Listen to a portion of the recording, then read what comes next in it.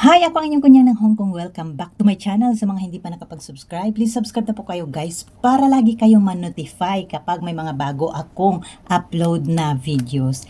In today's video, magbibigay ako ng tips para ito sa mga ex-abroad na gustong magpa-refer sa akin. Ayan, nakikita ninyo meron akong dalawang passport. Ito ay lumang passport at saka ang bagong passport ko. Hindi ba ito expired ha? Ito yung luma, expired na siya. Bakit ko hawak-hawak ito? Kaya ang videong ito ay para sa lahat ng mga ex-abroad or yung mga nasa abroad pa na gustong magpa-refer sa akin someday. Okay, ito guys, kapag kayo ay magpa-refer sa akin ay hinahanap, kung ex-abroad kayo ha, hinahanap ng agency talaga ang inyong entry and exit visa. Halimbawa, nag-abroad kayo, Middle East, Malaysia, or kahit saan, hahanapin ng agency yun kung kailan kayo umalis ng Pilipinas at saka yung pagbalik ninyo. Kapag kayo ay mag-renew ng inyong passport, wag na wag po ninyo talagang iwala ang inyong old passport kasi dito hahanapin yung pinakauna mong labas ng Pilipinas. Yun yung tatak ng immigration. Kagaya nito, halimbawa, ipapakita ko sa inyo ha, yung ganito, yun yung hinahanap ng agency. At saka, yung pinakahuli mong uwi ng Pilipinas. Kaya, kung halimbawa ang iyong passport ay luma at nag-renew kayo, hahanapin yun, itago talaga ninyo guys kasi ang lumang passport natin ay doon hinahanap ang pinakaunang record ninyo.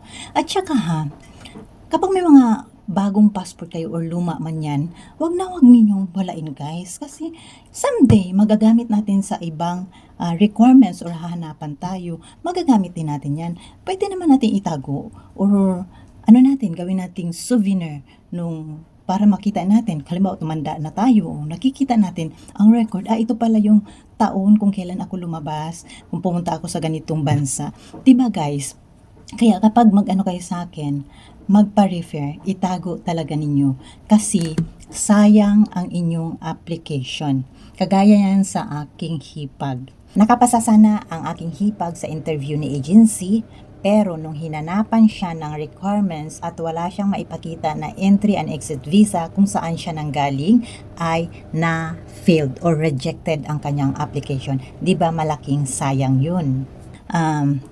Mahigpit pagdating sa detalye at saka sa kung anong year ka nag-abroad, kailangan guys, lalabas kasi yan sa interview. Kaya kung ano ang isulat ninyo sa inyong biodata, yun ang tandaan talaga ninyo para hindi kayo maguluhan kahit paanong paikot-ikot ng interviewer sa inyo. Alam talaga ninyo kasi nga experience ninyo ang nilagay ninyo sa inyong biodata at kung kailan ka umalis. Kaya kailangan ang lumang passport ninyo, itago ninyo yan. Merong nagsabi sa akin, nag-renew daw siya. Hindi ko alam kung totoo kasi wala siyang maipakita na old passport.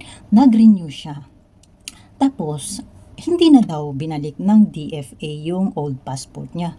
Totoo ba yun? Hindi ko kasi alam. Hindi pa kasi ako nakapag-renew sa Pilipinas. Dito na kasi ako sa Hong Kong. Kaya hindi ko alam kung anong patakaran ngayon kung mag-renew. Kung ikukunin ba ng DFA, surrender mo ang iyong old passport. Kaya guys, kung totoo man yun, ang gagawin ninyo kapag may plano kayong mag-renew ng inyong passport, picturean ninyo lahat ng detalye. Yung klarong-klaro ha. Kasi in case na lumapit kayo sa akin, at hahanapin talaga ng agency ang inyong record nung una ninyong pag-alis, meron kayong maipakita na kapilang naman yun. Picturean ninyo ng klarong-klaro, mabasa, at saka yung tatak ng immigration dito sa inyong passport kung kailan kayo lumabas ng bansa. Kailangan klaro yan. Mas maganda ipa-scan ninyo kasi mas okay yung kuha, yung mga detalye, mabasa talaga. Kaya wag ninyong baliwalain ang inyong old passport kasi hindi ninyo alam kung gaano kaimportante yan. Hindi naman kawalan sa inyo kung itago nyo lang to, di ba? At magagamit talaga ninyo yan bilang souvenir na rin sa inyo. At para na rin hindi masayang ang inyong pag-apply. Kasi pag kayo talaga ay magpa-refer sa akin, at take note guys, ang mga ex-abroad, yung may mga experience na talaga na nagtatrabaho bilang domestic helper kahit saang bansa man kayo, ay in demand dito sa Hong Kong. Mas gusto kasi nila yung mga ex-abroad kasi hindi na nila kailangan magturo step by step sa mga helper na ma-hire nila. Kasi meron na kayong idea kung ano yung mga basic na ginagawa. Alam naman natin yung mga ano, di ba? Yung mga first timer, may alam din yan sila. Kaso lang, mas in demand talaga ang ex-abroad. Kaya laging nakukuha o nakakahanap kaagad ng employer yung mga ex-abroad. Kasi yung mga employers talaga ay hinahanap nila ang mga ex-abroad. Kasi nga sa experience, mas in demand ka kung ikaw ay naka-finish contract. Kaya hanggat kaya ninyo guys, pagtiyagaan ninyo ang inyong mga amo para maka-finish contract kayo. Kasi lalo na dito sa Hong Kong, ang hinahanap talaga nila na aplikante ay mga finish contract. Yun guys, huwag ninyong sayangin ang chance. Habaan pa ninyo ang inyong pasensya. Kung nasa Middle East kayo, parang okay lang naman ang mga trabaho doon kahit malaki ang bahay, yung mga sinasabi ninyo, pero hindi masyadong istrikto ang mga amo ninyo. Ibahin ninyo dito sa Hong Kong kasi dito sa Hong Kong maraming mga perfectionist na mga employers. Kaya pag mag-apply kayo dito, kailangan mahaba inyong pasensya, malawak ang inyong pag-iisip, at para tumagal kayo sa bahay ng inyong mga employers, tumagal kayo sa pagtatrabaho dito sa Hong Kong, mag-finish contract din kayo. Pero bago mangyari yan, kailangan mo muna makapasa sa broker's interview or agency interview. Pagkatapos nun, makahanap ka ng employer dito, so ma-process yan. Kaya kailangan, bago yan lahat, mag-uumpisa kayo sa copy ng inyong mga passport. Kaya wag na wag talaga ninyong walain ang inyong old passport kapag kayo ay magpa-refer sa akin. Kasi yun talaga ang unang hahanapin ng agency, yung entry and exit visa ninyo na nakatatak sa inyong passport. Importante ito. Dati kasi, hindi masyadong mahigpit ang agency. Kaso lang, nilalagay nila sa biodata na may experience sila. Ex-abroad sila. Nung tingnan na ang passport, wala silang maipakita na galing nga sila sa ibang bansa.